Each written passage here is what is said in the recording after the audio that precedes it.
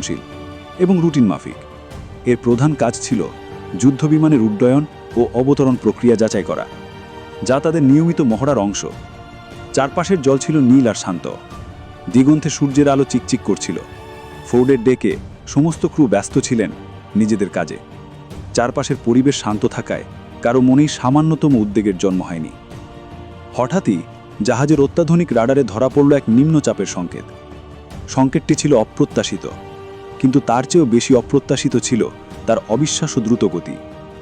আবহাওয়ার মডেলগুলো দেখাচ্ছিল যে এটি মাত্র কয়েক ঘন্টার মধ্যে রূপ নিচ্ছিল এক ভয়াবহ সাইক্লোনে, এক অপ্রতিরোধ্য ঘূর্ণিঝড়ে। প্রাথমিকভাবে জাহাজের আবহাওয়া বিশেষজ্ঞরা এটাকে ততটা গুরুত্বরূপ মনে করেননি।